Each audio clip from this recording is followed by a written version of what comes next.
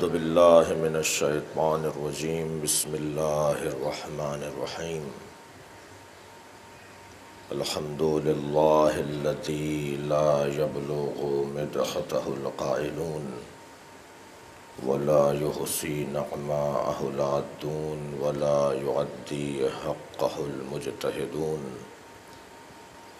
الذی لیس لصفتہ حد محدود ولا نعت موجود ولا وقت معدود ولا اجل ممدود فطر الخلائق بقدرتہ ونشر الریاح برحمتہ والصلاة والسلام علی الرسول المسدد المصطفى الامجد المحمود الاحمد سیدنا و مولانا و مولا الکونین جد الحسن والحسین عانی ابا القاسم محمد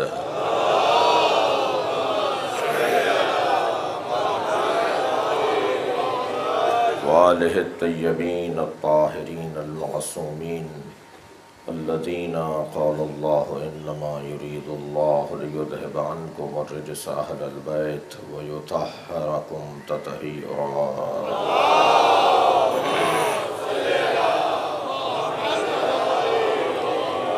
ولعنۃ اللہ علی اعدائہم اجمعین من یوم عداوتہم الی قیام یوم الدین اما بعد قال الحکیم فی قرآن الکریم بسم اللہ الرحمن الرحیم الحمد للہ رب العالمین الرحمن الرحیم مالک یوم الدین ایاک نعبد و ایاک نستعین صلوات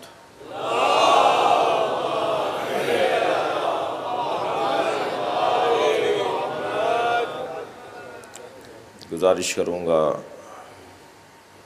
بانی عزاخانہ اس عزاخانے کے بانی مرحوم مغفور سید علی متقی جعفری آج کے دن ان کی رحلت ہوئی تھی، ان کی مغفرت کے لیے ایک بلندتر صلوات ہدیہ کریں۔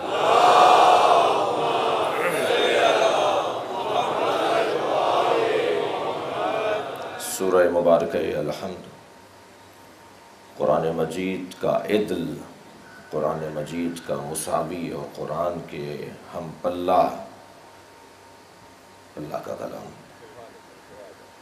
وَلَقَدْ آتَيْنَا سَبْعًا مِّنَ الْمَثَانِي وَقُرْآنِ الْعَظِيمِ، اے میرے حبیب ہم نے تمہیں 7 آیتوں والا کلام عطا کیا ہے اور قرآن عظیم عطا کیا ہے۔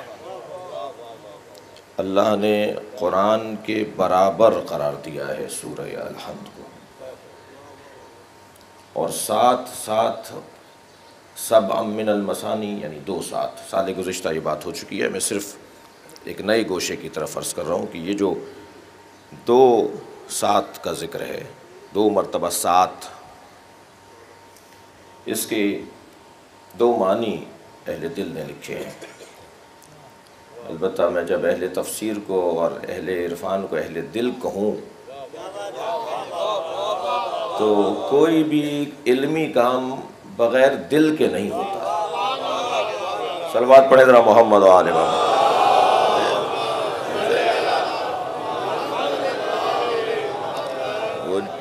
یہ جو کام مشہور ہو جاتے ہیں، جو کام قابل قبول ہو جاتے ہیں، جو کام پذیرش پا جاتے ہیں، جن کو قبول کر لیا جاتا ہے، جن کی خریداری ہوتی ہے، یعنی خریداری پیسے سے نہیں، وہ جو ذہن خریدتے ہیں جسے، تو وہ دل کے بغیر وہ کام نہیں ہوتے۔ نہ آپ بغیر دل کے مجلس میں بیٹھے ہیں، میں بغیر دل کے مجلس پڑھ رہا ہوں۔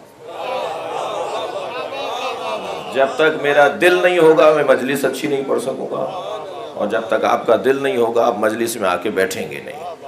یہ سارے کام دل کے ہیں۔ صلوات پڑھیں ذرا محمد و آل۔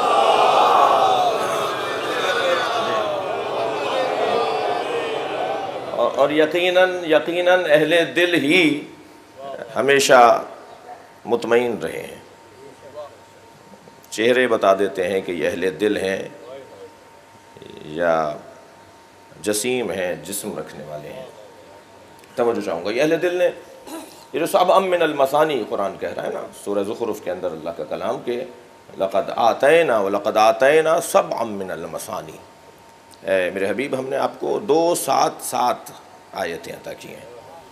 اس کے بہت ساری معنی لکھے ہیں، ان میں سے ایک یہ کہ یہ مکے میں بھی نازل ہوا ہے اور یہ مدینے میں بھی نازل ہوا ہے، لہٰذا 2 7 ہیں، وہاں بھی 7 آیتیں ہیں، یہاں بھی 7 آیتیں۔ اور حضرت علامہ علی نقی اللہ مقامہ علامہ نقن نے ایک حسین باب روشن کیا ہے، وہ فرماتے ہیں کہ یہ تو بہت روشن ہے، یہ کون سا کارنامہ ہے کہ تم نے کوئی نئی چیز نکالی ہے تفسیر میں، کہ یہ مکے میں بھی نازل ہوا اور یہ مدینے میں بھی نازل ہوا، اس لیے یہ 2 7 والا سورہ اس لیے سب من المثانی ہے، بلکہ ہنر تو یہ ہے کہ ہر آیت کے 2 مطلب ہیں۔ صلوات پڑھے ذرا محمد و آل محمد۔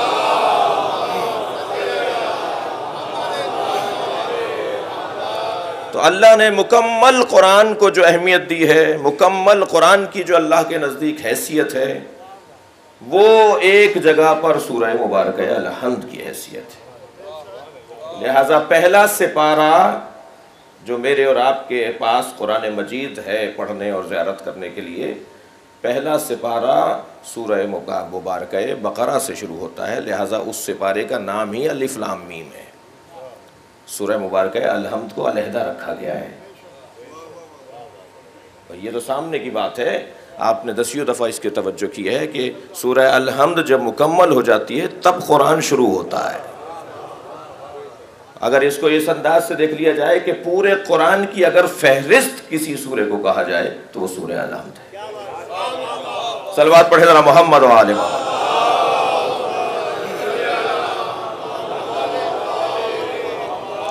عزیزان گرامی، بات کل جہاں منقطع ہوئی، یہ قرآن ملفوظ ہے، یہ قرآن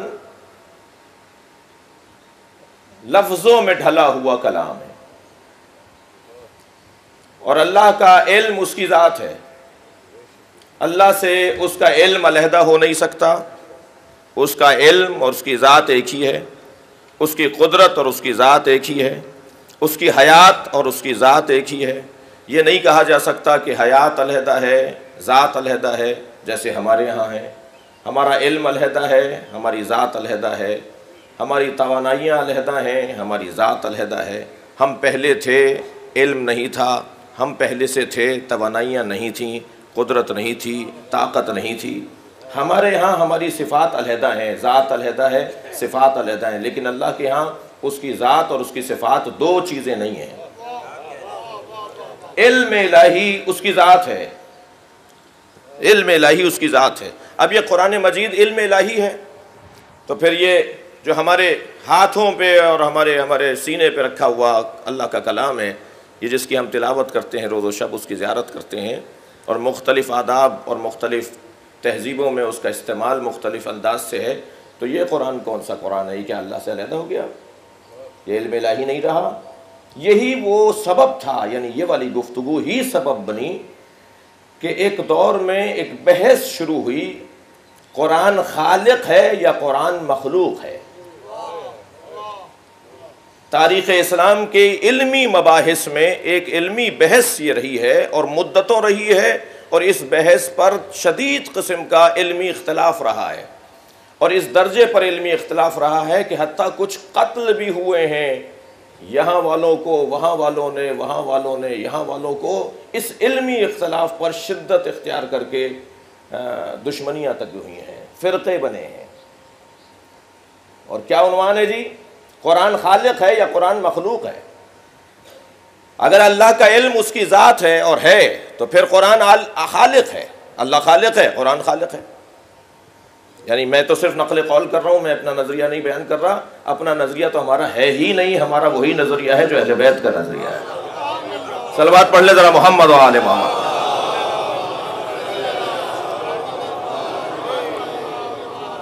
آپ آمادہ ہیں اس بات کو آگے بڑھاؤں؟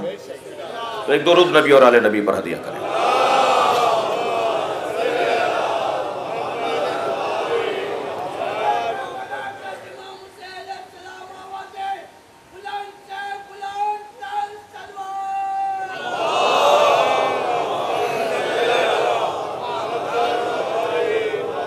اور اگر قرآن اللہ سے علیحدہ ہے تو پھر یہ مخلوق ہے، اللہ نے ہمیں خلق کیا ہے، ہم مخلوق ہیں. اللہ نے نبی کو خلق کیا ہے، مخلوق ہیں. مولا علی کو خلق کیا ہے، مخلوق ہیں. معاذ اللہ مولا علی اللہ نہیں ہے، مخلوق ہیں. جی بڑی محنت ہوئی ہے عقیدہ توحید کے اوپر عزیزان گرامی. اتنی آسانی سے ہر ایک کو ہر بات بولنے نہ دیجیے، اور شدت پسندی کی دعوت بھی نہیں دے رہا. شدت پسند وہ ہوتا ہے جس کے پاس دلیل نہ ہو، بات نہ ہو، کہنے کو کچھ نہ ہو. سمجھائیے پیار سے، محبت سے، دلیلوں سے کہ بھائی یہ تم کیا کر رہے ہو، کس کے کہنے میں ہو. اور ہمیشہ یہ بھی ضروری نہیں ہے کہ کوئی کسی سے کوئی پیسہ لیتا ہو تو الٹی سیدھی بات کرتا ہو. یہ فلاں لوگوں کے پیرول پر ہیں، یہ فلاں لوگوں کے ایجنٹ ہیں. نہیں، میں تو بہت جلدی نہیں مانتا اس بات کو. یہ نفس کے ایجنٹ ہیں. صلوات پڑھیں ذرا محمد و آل محمد.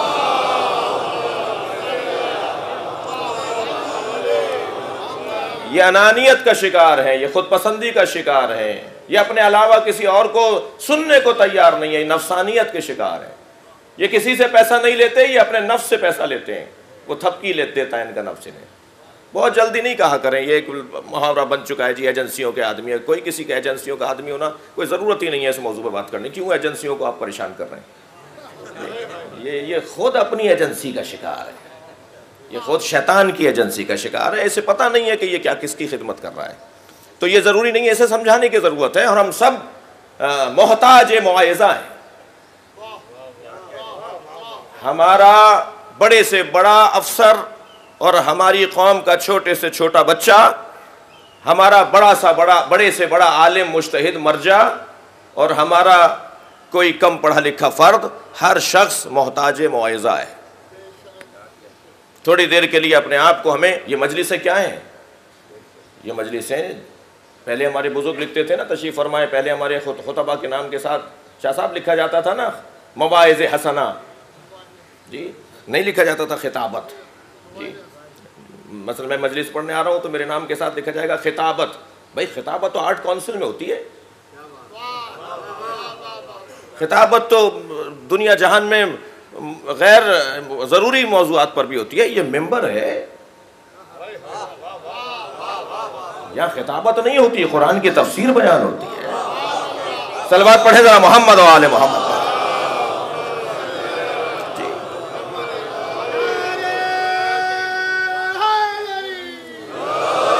یہاں موعظہ ہوتا ہے، یا وعظ ہوتا ہے، یا نصیحت ہونی چاہیے. اور آپ نے دیکھا کہ ہمارے عالم دین جب جمعے کا خطبہ دے رہے ہوتے ہیں تو کیا جملہ کہتے ہیں؟ اوصیکما و نفسی، میں آپ سب کو نصیحت کرتا ہوں اور اپنے آپ کو نصیحت کرتا ہوں. یہ ہر امام جمعہ خطبے میں بولتا ہے یہ جملہ کہ میں اپنے آپ کو نصیحت کرتا ہوں اور ہم سب کو نصیحت کی ضرورت ہے. معاف کیجیے گا، میں ذرا سادہ سا سیدھا سا لفظ بول رہا ہوں. کوئی ہم میں سے پورا نہیں ہے، معاف کیجیے گا. ہم سب کو ضرورت ہے، ہم سب محتاج نصیحت ہیں، ہم سب محتاج موعظہ ہیں. البتہ ادب، احترام، تہذیب کا خیال رہے. مجھے اگر کسی بزرگ کو کوئی بات کہنی ہے تو اس کا طریقہ میرا کچھ اور ہونا چاہیے.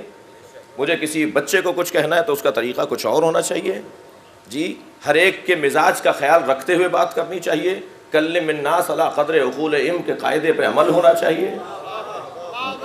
لوگوں سے ان کی عقل کے مطابق بات کرو، ان کے مزاج کے مطابق بات کرو. صلوات ہدیہ کریں محمد و آل محمد.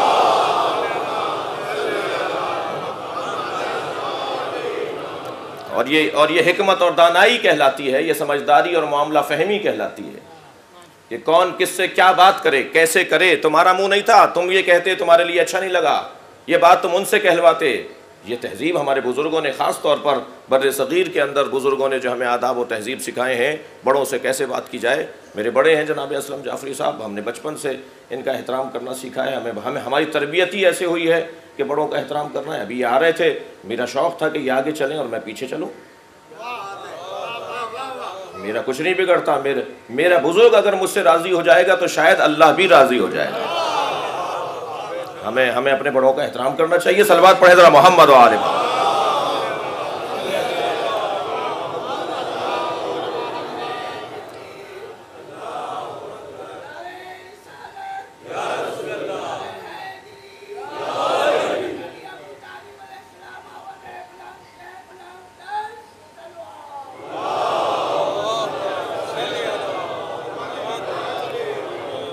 توجہ چاہوں گا عزیزان گرامی، جو قرآن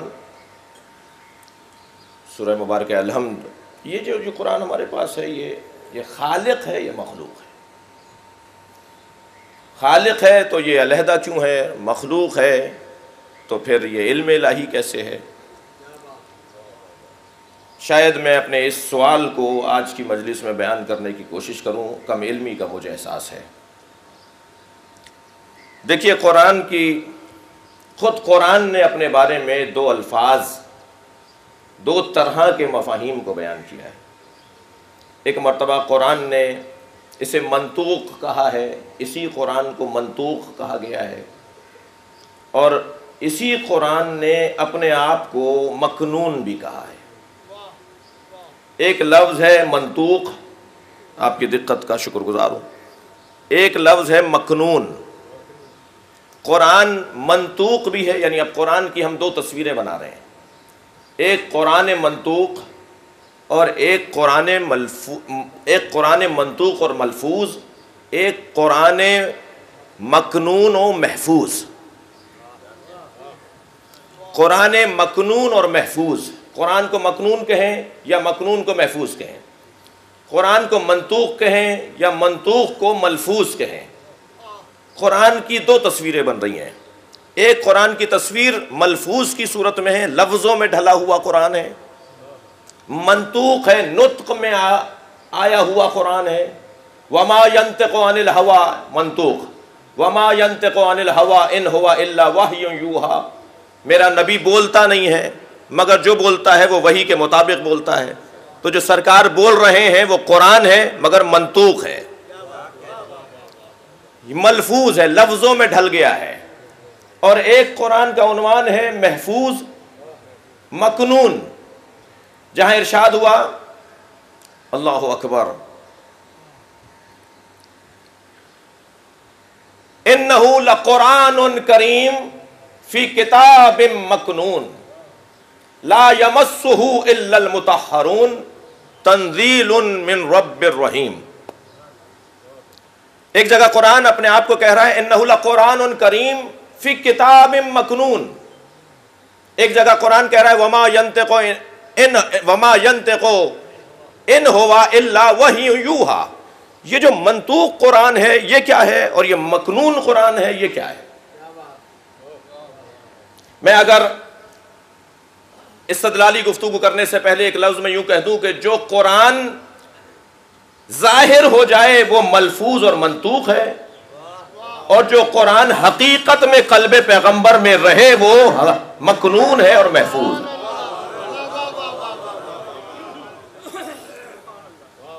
توجہ چاہوں گا،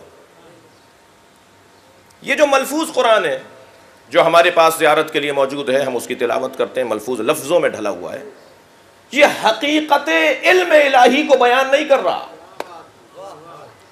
میری بات جو ہے وہی سمجھی جائے، میں آپ سے نہیں کہہ رہا، کیونکہ نہ جانے کہاں کہاں یہ بات جائے گی، اور یہ وہ والی بحثیں ہیں کہ جن کو کرنے کے لیے انتہائی توجہ سے الفاظ کا استعمال بھی چاہیے، کہیں یہ گمان باطل نہ ہو جائے کہ ہم قرآن کے وجود کا انکار کر رہے ہیں۔ نہیں، یہی قرآن بغیر وضو کے ہاتھ نہیں لگایا جا سکتا، کل کی مجلس میں بھی ہم کہہ چکے ہیں، یہی قرآن جو کسی سنی بھائی کے گھر میں رکھا ہوا ہے وہی قرآن ہمارے گھر میں ہے۔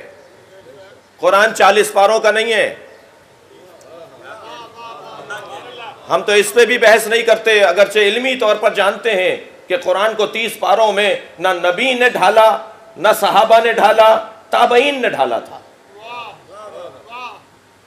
یہ 30 پاروں کا قرآن صحابہ کرام کے زمانے میں بھی نہیں تھا، یہ تقسیم کر دیا پڑھنے کی آسانی کے لیے کہ کسی طرح قرآن پورے مہینے میں تو پڑھ لیا جائے، روزانہ 1 سپارہ ہی پڑھ لو۔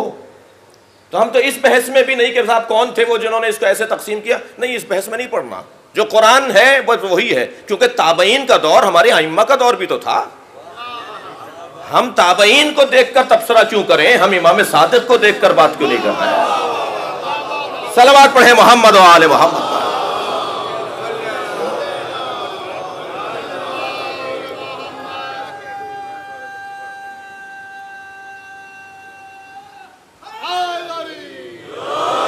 تاریخ تدوین قرآن پر غور کرنا اور ہے، اور تاریخ تدوین قرآن، تاریخ تالیف قرآن، تاریخ ترتیب قرآن پر منفی تبصرہ کرنا اور ہے۔ منفی تبصرہ شیعوں کی طرف سے نہیں ہے، اور ہر قوم کے ذمہ دار، ہر قوم کی ذمہ داری اس قوم کے علماء پر ہوتی ہے۔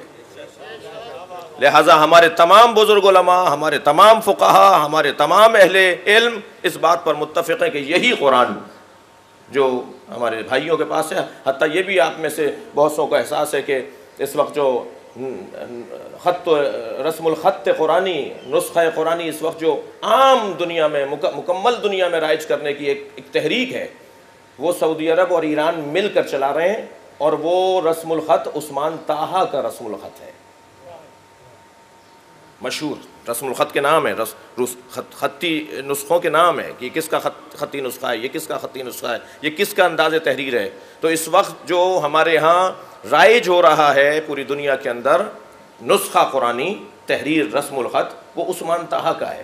عثمان طٰہٰ شیعہ نہیں ہے، مگر ہمارے علماء نے اس تحریر کو اپنے قواعد کے مطابق تسلیم کرتے ہوئے یہ سوچا اور جانا کہ پوری دنیا میں ایک رسم الخط کو نافذ ہونا چاہیے۔ یہ ایک علیحدہ ایک تدوین قرآن کی بحث۔ مگر عزیزان گرامی، یہاں یہ جو لفظ ہے نا قرآن کے، الفاظ ہیں جو قرآن کے، بھائی لفظ ایک سانچہ ہے۔ میں اللہ کرے اپنی بات روشن کروں، اپنے بچوں پہ، بزرگوں کو سب پتہ ہے، علماء کرام مستحضر ہیں، یہ لفظ ایک سانچہ ہے، ایک ڈھانچہ ہے، ایک قالب ہے، ایک ظرف ہے۔ ظرف تو جتنا ہوگا اتنا ہی اس میں آئے گا نا۔ آپ کے پاس چیز بہت ساری تھی، مگر جو آپ کو ظرف دیا گیا آپ نے اتنا ہی اس میں ڈالا، تو اب آپ ظرف کے مطابق جب معنی کریں گے تو پورے معنی بیان نہیں ہوں گے۔ میری بات روشن ہے انشاءاللہ۔ دیکھیے، پانی جو ہے، ماں، عربی میں ماں کہتے ہیں، فارسی میں آپ مثلا آپ کہتے ہیں، آپ اردو میں اسے پانی کہتے ہیں۔ یہ پانی، پے، الف، نون چھوٹی ہے، یہ 4 حرفوں پر مشتمل ایک لفظ ہے نا، پانی۔ تو کیا پانی، یہ جو لکھا ہوا پانی ہے، وہ رکھے ہوئے پانی کے برابر ہے؟ بڑی عنایت آپ کی توجہات کا شکریہ بھائی۔ یقیناً وہ جو رکھا ہوا پانی یہاں پر ہے وہ کچھ اور ہے، اور یہ جو لکھا ہوا پانی ہے یہ کچھ اور ہے۔ یہ دونوں قابل مقایسہ ہی نہیں ہے۔ جتنا اس رکھے ہوئے پانی میں اور اس لکھے ہوئے پانی میں فرق ہے، اتنا ہی ظاہری قرآن میں اور علم اہل بیت میں فرق ہے۔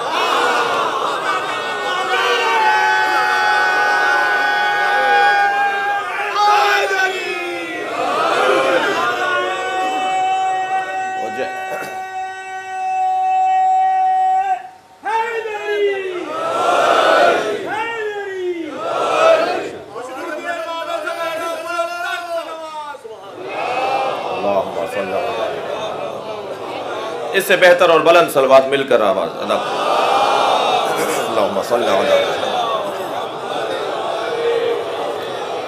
یقین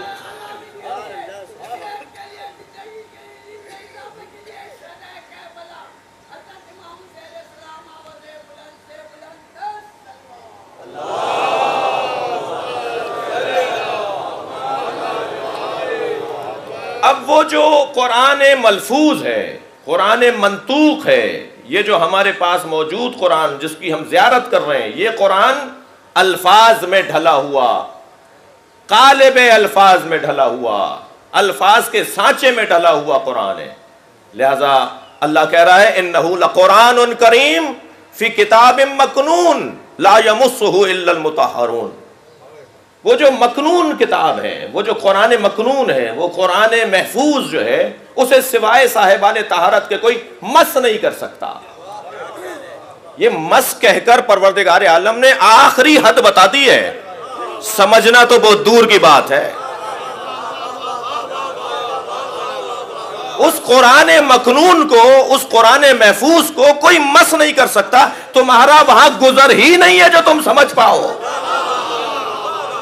اس قرآن منفوظ کو، محفوظ کو اور مکنون کو وہی سمجھ پائے گا جو صاحب طہارت ہوگا۔ اگر آپ اس ظاہری قرآن سے اس آیت کو مراد لیں گے تو کتنے ہی لوگ ہیں جو بغیر طہارت کے اس کو مس کر لیتے ہیں۔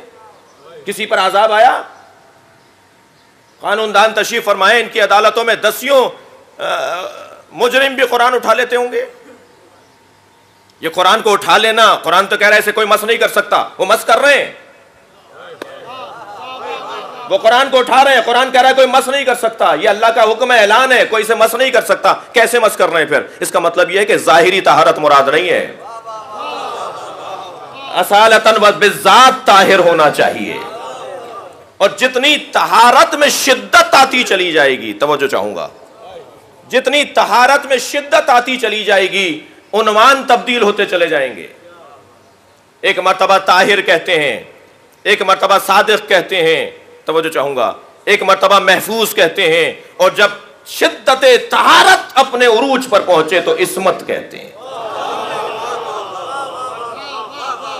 توجہ ہے؟ یہ عصمت شدت طہارت کا عنوان ہے۔ جب کوئی وجود طہارت میں آخری درجے پر پہنچ جائے تو پھر اسے معصوم کہا جاتا ہے، اسے کوئی مس نہیں کر سکتا سوائے صاحبان طہارت کے۔ تو وہ کون سا قرآن ہے؟ وہ کتاب مکنون، خود ہی تو کہہ رہا ہے نا قرآن۔ میں سمجھتا ہوں کہ قرآن نے خود پہلے ہی مرحلے پہ واضح کر دیا، انہ لقرآن کریم فی کتاب مکنون۔ وہ جو کتاب مکنون میں قرآن ہے، لا یمسہ الا المطہرون، اسے سوائے صاحبان طہارت کے کوئی مس نہیں کر سکتا۔ توجہ چاہوں گا، اب وہ جو قرآن مکنون اور قرآن محفوظ ہے اور یہ قرآن منطوق اور قرآن ملفوظ ہے، اس کے اندر عزیزان گرامی اس الجھن کو اس انداز سے بڑی ہی آرام سے اور بہت ہی واضح اور بہت سادگی سے حل کیا جا سکتا ہے کہ قرآن خالق ہے یا قرآن مخلوق ہے۔ میں ایک بزرگ کی خدمت میں گیا، انہوں نے کہا جی تقسیم کر دیا ہے خود اللہ نے، وہ جو قرآن مکنون ہے وہ خالق ہے، وہ جو قرآن منطوق ہے وہ مخلوق ہے۔ صلوات پڑھیں محمد و آل محمد۔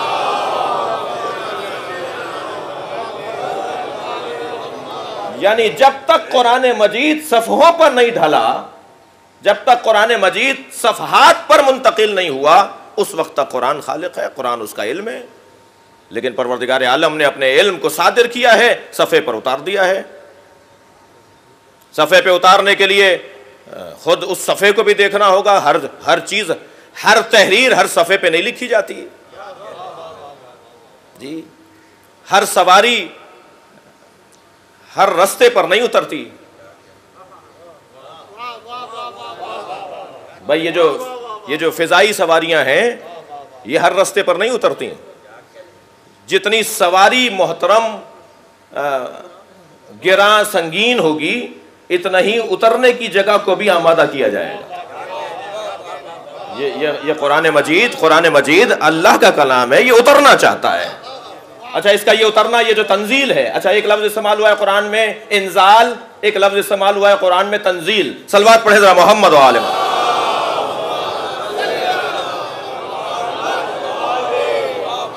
آپ کی توجہات کا میں شکر گزار ہوں، ورنہ یہ جو بحثیں ہیں یہ خون جگر مانگتی ہیں۔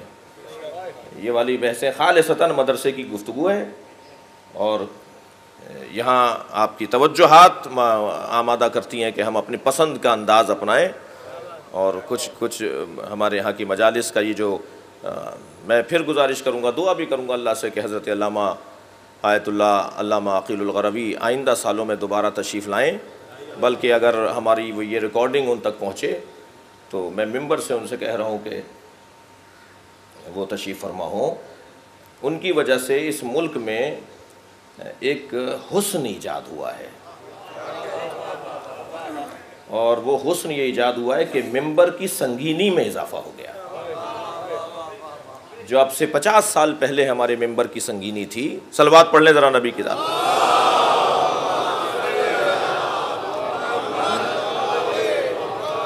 جو اب سے 70 سال پہلے، میں حضرت آیت اللہ سیستانی کی خدمت میں چند دن پہلے تھا، کچھ مہینے پہلے جب گیا تو میں نے ان سے نصیحت طلب کی، تو فرمانے لگے کہ 70 سال پہلے ہم عراق اور ایران والے ہندوستان والوں سے، بر صغیر والوں سے مسئلہ پوچھتے تھے، اب تم ہم سے پوچھتے ہو، اپنی حیثیت کو پلٹاؤ۔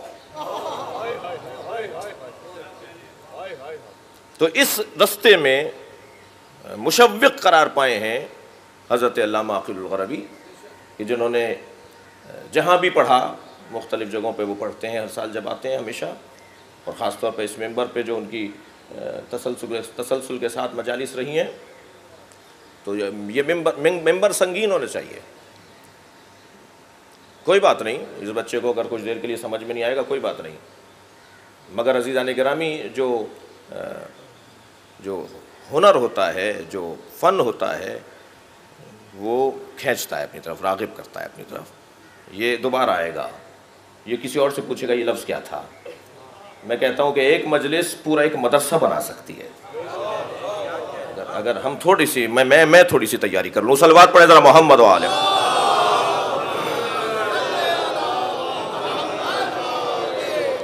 اب یہ قرآن نازل ہو رہا ہے، وہ جو کہ قرآن مکنون ہے، قرآن محفوظ ہے، وہ اترنا چاہ رہا ہے۔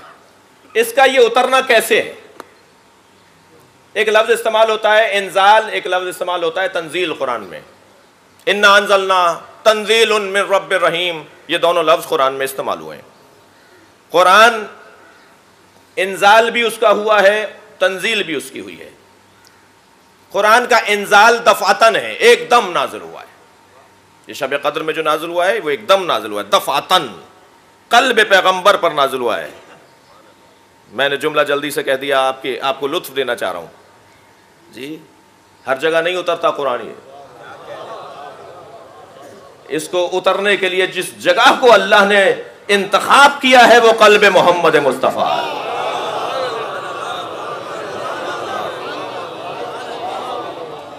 میں نے کسی جگہ یہ بات کہی ہے، تکرار کر رہا ہوں، علامہ اقبال صبح کی نماز کے بعد قرآن کی تلاوت کرتے تھے۔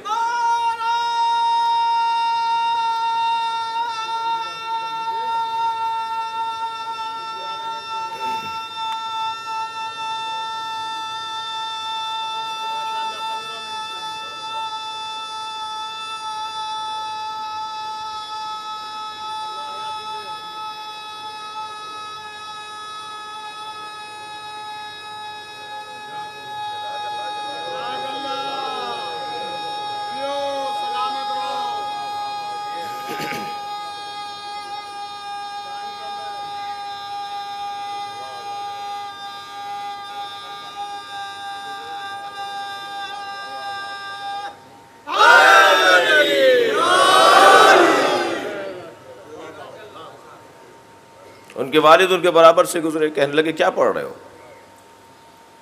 فرمانے لگے قرآن کی تلاوت کر رہا ہوں۔ کہا اسے تو سوائے محمد کے کوئی سمجھ نہیں سکتا۔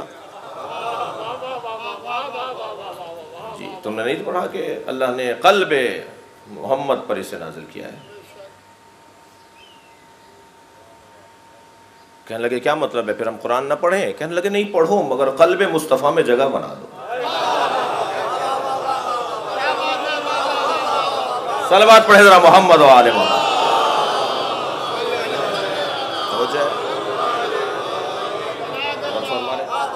اب میں ایک قدم آگے بڑھ کے کہوں کہ قلب مصطفیٰ میں اگر جگہ بنانی ہے تو فاطمہ کو راضی کرنا پڑے گا۔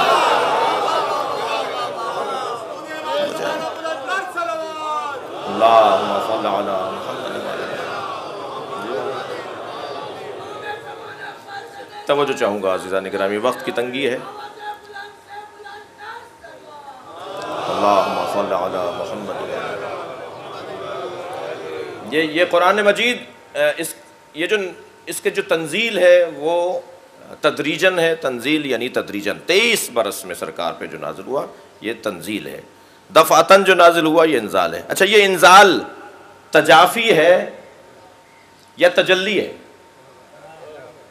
بڑی عنایت آپ کی۔ تو یہ جو انزال دفعتاً انزال ہے قرآن قلب پیغمبر پہ، یہ تجافی ہے یا تجلی ہے؟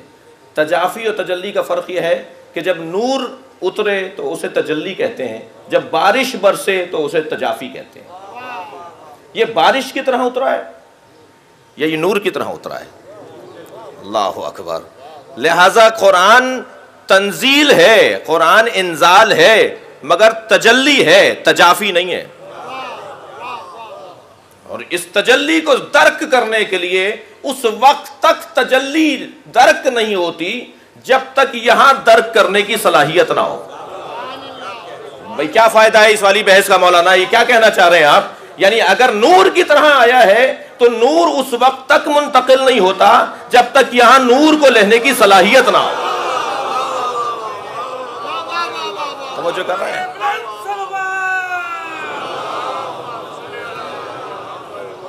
وہاں سے قرآن نازل ہو رہا ہے تجلی کی صورت میں، نور الہی ہے، علم الہی ہے، اور یہاں لینے کے لیے بھی کوئی اہلیت ہونا چاہیے. اب قربان جائے سرکار کی ذات پر، جب اللہ اپنے نور کی تجلی کرتا ہے تو جذب کرنے کو محمد آگے آتے ہیں. لہذا انہیں ضرورت نہیں ہے کہ یہ قلم ہاتھ میں لیں. اللہ اکبر. دنیا انہیں دیکھتی رہے اور قلم چلا چلا کے علم بانٹتی رہے. صلوات پڑھیں محمد و آل محمد پر.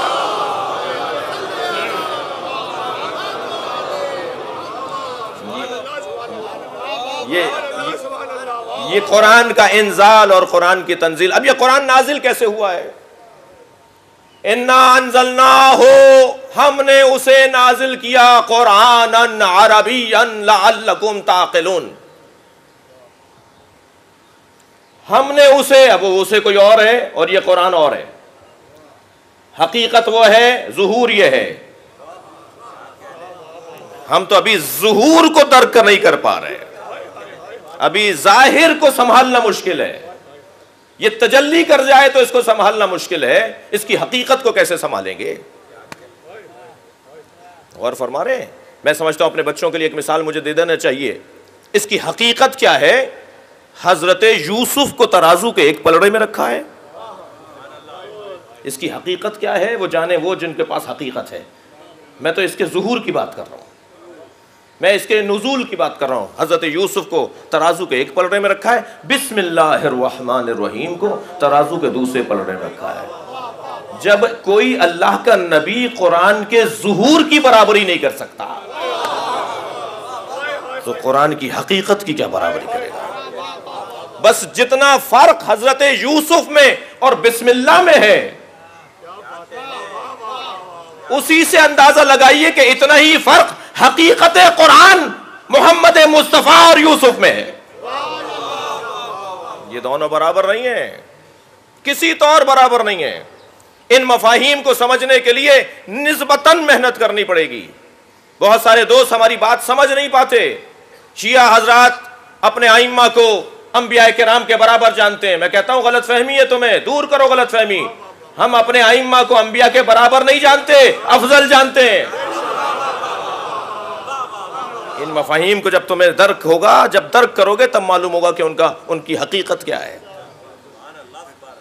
ہمیں نہیں پتا حقیقت کیا ہے، لیکن ہم تو محسوس کر رہے ہیں، کچھ قریب قریب سے گزر رہے ہیں، کچھ ٹھنڈی ٹھنڈی ہواؤں کو محسوس کر رہے ہیں. ابھی ہمیں سمندر کا نہیں پتا کتنا گہرا ہے، اس کی گہرائی، اس کی وسعت کتنی ہے. طے یہ ہے کہ ایک نبی خدا قرآن کی ایک آیت کی ہم پلہ نہیں ہے. غور فرمایا؟ یہ سب حقیقت قرآن ہے. ذمہ داریاں مختلف ہوتی رہیں. ایک کو نبوت اور رسالت اور امامت عطا کی، دوسروں کو نبوت اور رسالت کی ضرورت نہیں تھی. لیکن اگر انبیاء کے زمانے میں ہوتے تو نبی ایسے ہی ہوتے ہیں.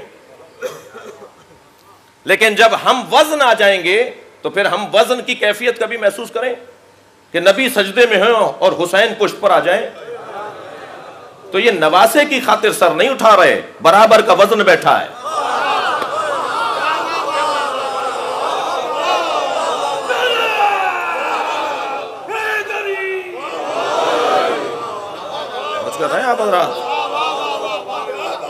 برابر کا وزن بیٹھا ہوا ہے.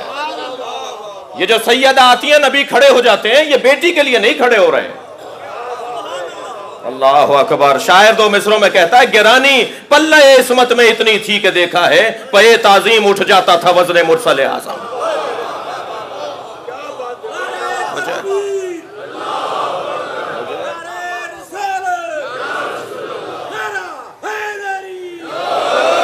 حقیقت قرآنی مکنون اور محفوظ ہے، اور یہ جو ظاہر قرآن ہے ہم اس ظاہر کو سمجھنے میں دقت کا سامنا کر رہے ہیں، مشکل کا سامنا کر رہے ہیں. ہم قرآن کی ایک آیت پر، بزرگوں نے، حضرت آیت اللہ جوادی آمنی نے ابھی 10ویں سپارے تک سورے تک پہنچے ہیں، 10ویں سورے تک پہنچے ہیں.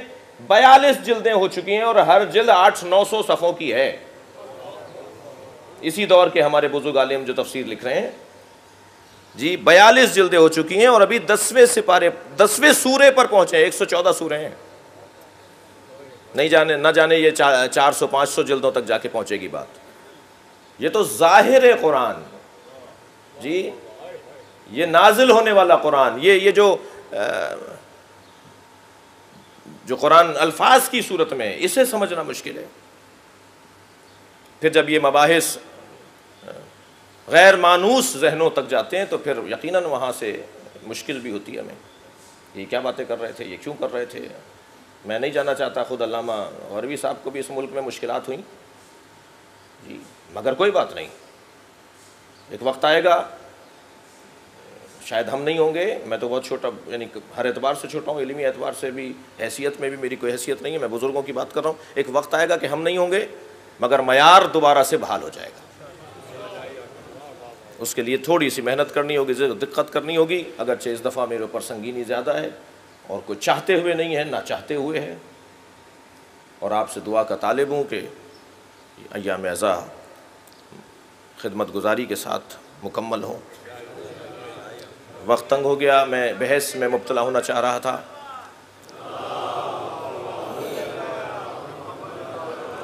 کہ یہ جو قرآن مجید ہے، یہ کبھی اللہ فرما رہا ہے کہ انا انزلناہ قرآنا عربیا لعلکم تعقلون، ہم نے اس قرآن کو عربی میں نازل کیا ہے. وہ قرآن علیحدہ ہے، عربی علیحدہ ہے. پھر کمال لسان عربی یہ ہے کہ اللہ نے اسے کسی اور زبان میں نہیں، عربی میں نازل کیا ہے. کیوں عربی؟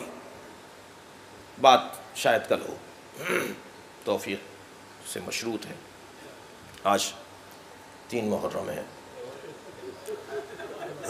ایام گریہ ازاری کے ہیں.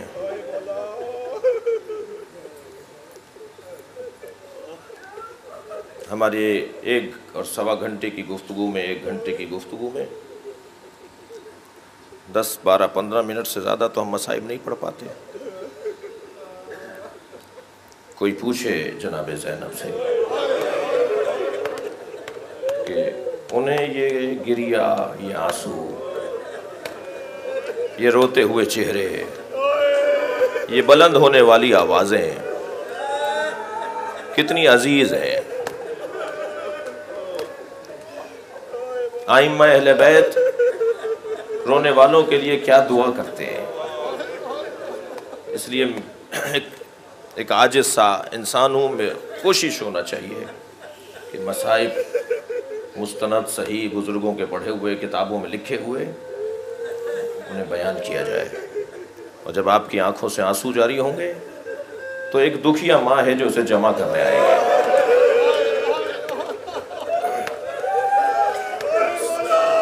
سیدہ فاطمہ زہرا کتنی مظلوم بی بی ہے، کہاں کہاں رونے نہیں جاتی اپنے بچوں کو. وہ گھر صاحب برکت گھر ہیں جن گھروں میں سیدہ کی آمد ہے. عزادارو، امام حسین کا قافلہ 2 محرم کو کربلا میں پہنچ گیا. میرے مولا کا ذوالجناح چلتے چلتے رک گیا. کہتے ہیں کہ امام نے سواریاں بدلیں مگر کوئی سواری آگے نہیں بڑھتی تھی. تو دور نظر آنے والے گھروں کی طرف اشارہ کر کے حضرت عباس سے فرمایا، بھائی ان سے جا کے پوچھو اس زمین کا نام کیا ہے. میں ایک جملہ کہوں، کربلا نے حسین کو نہیں ڈھونڈا ہے، حسین نے کربلا کو ڈھونڈا ہے. بہت مختلف ہیں یہ دونوں باتیں. کچھ لوگ ہیں جنہیں مصیبتیں ڈھونڈ رہی ہوتی ہیں، اور کوئی ہوتا ہے جو مصیبتوں کو ڈھونڈتا ہے. امام حسین مصیبتوں کو ڈھونڈنے نکلے. آؤ میرا مقابلہ کرو. جی عباس پتہ کرو یہ اس زمین کا نام کیا ہے. مختلف نام بتائے گئے، غازریہ ہے، نینوا ہے، ماریا ہے۔ ایک ضعیف سا انسان عصا تھامے ہوئے کچھ آگے آیا، لگ ایسا رہا ہے کہ خود حسین کو ہی بتانا چاہتا ہے۔ اجرکم علی اللہ۔ ایک مرتبہ قریب آ کے کہنے لگے حسین یہاں سے چلے جاؤ۔ امام نے فرمایا میں نے تم سے اس زمین کا نام پوچھا ہے۔ کہنے لگا اسے کرب و بلا کہتے ہیں۔ بس جیسے ہی امام حسین نے یہ نام سنا فوراً فرمایا اللہم اعوذ من کرب و بلا، یا اللہ مجھے تیری پناہ چاہیے۔ عباس اس زمین کے مالکوں کا پتہ کرو۔ حسین خیمے نہیں لگوائیں گے، حسین کو یہاں عبادت کرنی ہے۔ عزیزان گرامی، میں یہیں آپ کو پیغام دینا چاہوں گا، آپ کے توسط سے پیغام دینا چاہوں گا۔ کسی اور کی ملکیت پہ مسجد بنانا، کسی اور کی ملکیت پہ امام بارگاہ بنانا، کسی اور کی زمین پر علم لگا دینا، یہ امام حسین کے چاہنے والوں کی علامت نہیں ہے۔ کوئی بات نہیں، محنت کیجئے، خرچہ کیجئے، مانگیے لیجئے، مگر زمین قانونی ہونی چاہیے، جگہ قانونی ہونی چاہیے۔ امام نے فرمایا عباس خیمے نہیں لگیں گے، پہلے زمین کے مالکوں کا پتہ کرو۔ 70,000 دینار میرے مولا نے اس زمین کے مالکوں کو ادا کیے، اور کہا عباس قلم اور کاغذ لاؤ، ہم انہی کو ہبہ کر رہے ہیں، یہ زمین جن سے خریدی ہے انہی کو دے رہے ہیں۔ 3 شرطیں لکھ دو۔ تکلف کر کے نہیں روئیں گے عزادارو، آپ کی جب آوازیں بلند ہوتی ہیں تو مجھے بھی زیادہ ثواب ملے گا، آپ کو بھی زیادہ ثواب ملے گا۔ پہلی شرط اس ہبہ نامے کی یہ لکھو کہ اس زمین پر کاشت نہیں کرو گے، اس زمین پر ہل نہیں چلاؤ گے، یہ تا قیام قیامت ایسے ہی رہے گی، اس میں کاشتکاری نہیں ہوگی۔ میرے جوانوں نے غور کیا کہ یہ شرط کیوں لگائی؟ جب مدینے میں امام سجاد کسی قصاب کی دکان کے سامنے سے گزرتے تھے تو قصاب گوشت پر کپڑا ڈال دیتا تھا۔ خریدار پوچھتے تھے کہ تم نے یہ گوشت کیوں چھپا دیا؟ تو کہتے تھے وہ دیکھو علی ابن الحسین آ رہے ہیں، وہ یہاں کھڑے ہوں گے، گوشت کو دیکھ کر روئیں گے۔ کسی نے امام سجاد سے پوچھا مولا آپ گوشت کو دیکھ کر روتے ہیں؟ حضرت فرماتے ہیں جب میں گوشت کے ٹکڑے دیکھتا ہوں مجھے کربلا میں بکھرے ہوئے ٹکڑے یاد آتے ہیں۔ اجرکم علی اللہ، اجرکم علی اللہ، خدا کسی غم میں نہ رلائے، حق ہے ایسے ہی رونے کا۔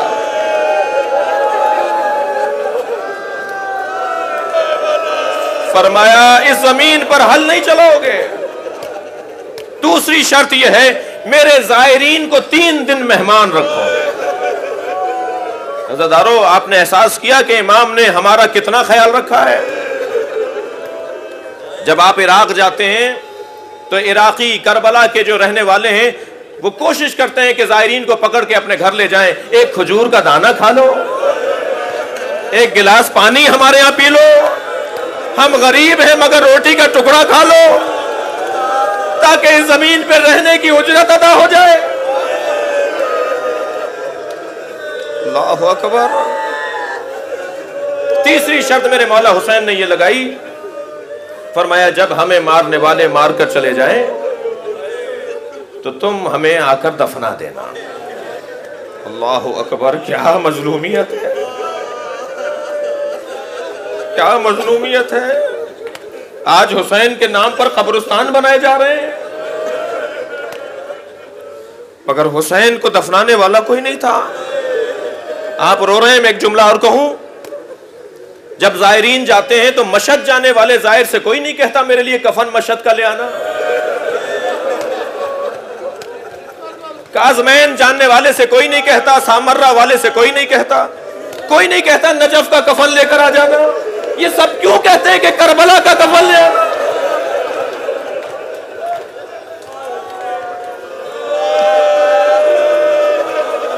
اس لیے کہ کربلا میں حسین کو کفن نہیں ملا۔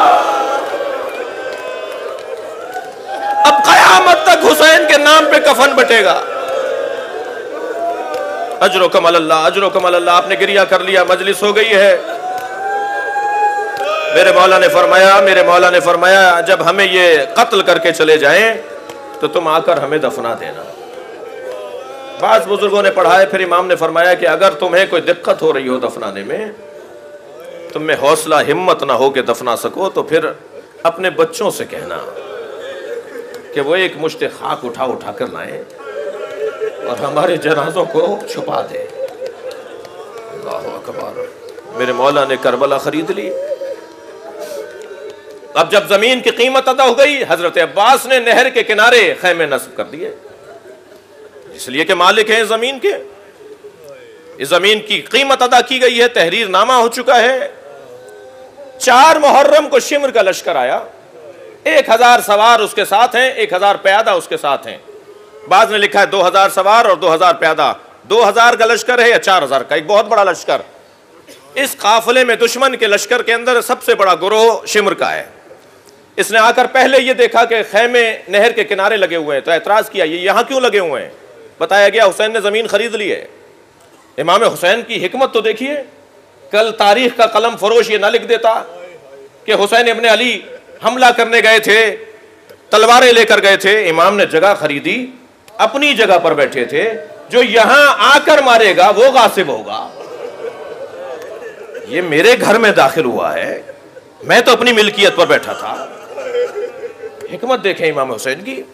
اور جب خیمے نصب ہو گئے اور کہا یہ خیمے ہٹائے جائیں، اور لشکر لے کے چلا کہ اگر نہیں ہٹاتے تو میں خود ہٹاتا ہوں۔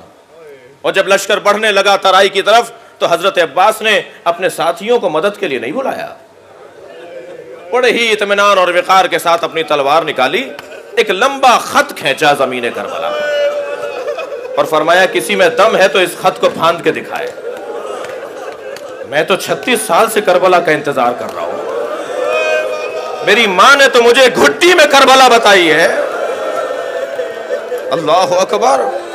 انتہائی اطمینان کے ساتھ حضرت کھڑے ہیں، لشکر بڑھ رہا ہے، خیمے اکھاڑنے کے لیے یہ شمر کا لشکر آ رہا ہے، اور حضرت عباس اطمینان قلب کے ساتھ کھڑے ہیں۔ اس تیور کو جب امام حسین نے دیکھا، حضرت عباس کے اس انداز کو جب امام حسین نے دیکھا، تو جناب زینب کے خیمے میں چلے گئے۔ عزادارو گریہ کے ایام ہیں کہ ایک مرتبہ حضرت عباس کو جناب فضہ نے آ کر کہا اے چھوٹے شہزادے تمہیں آقا زادی زینب بلا رہی ہیں۔ میرے مولا عباس نے کہا بی بی سے جا کے کہیے چند لمحوں میں خوشخبری لے کر آ رہا ہوں، میں جنگ تمام کر رہا ہوں، میں دشمن کو بتاتا ہوں کہ میں کون ہوں، ان کی جرت کیسے ہے کہ یہ ہمارے خیموں کی طرف آ رہے ہیں، میں چند لمحوں میں بی بی کو خوشخبری سناؤں گا۔ فضہ چلی گئی، کچھ ہی دیر میں لوٹ کر آئی، کہنے لگی زینب کہتی ہیں تم آتے ہو یا میں آ جاؤں؟ اجرکم اللہ۔ بس یہ جملہ سننا تھا، تلوار کو نیام میں رکھ دیا، گردن کو جھکا دیا، خیمے میں آئے، کیا دیکھا زینب کے برابر میں حسین کھڑے ہیں۔ سمجھ گئے مولا کیا چاہتے ہیں، مولا خیمے ہٹا دوں؟ آواز آئی عباس خیمے ترائی سے ہٹا دوں۔ اللہ لعنت اللہ فَسَيَعْلَمُ الَّذِينَ ظَلَمُوا أَيَّ مُنْقَلَبٍ۔ یا اللہ ان آوازوں پر رحمت نازل فرما، رونے والوں کی توفیقات میں اضافہ فرما، ہماری عاقبت بخیر فرما، مرحوم مغفور سید علی متقی جعفری کے درجات بلند فرما، امام زمانہ کے ظہور میں تحجیل فرما، یا حسین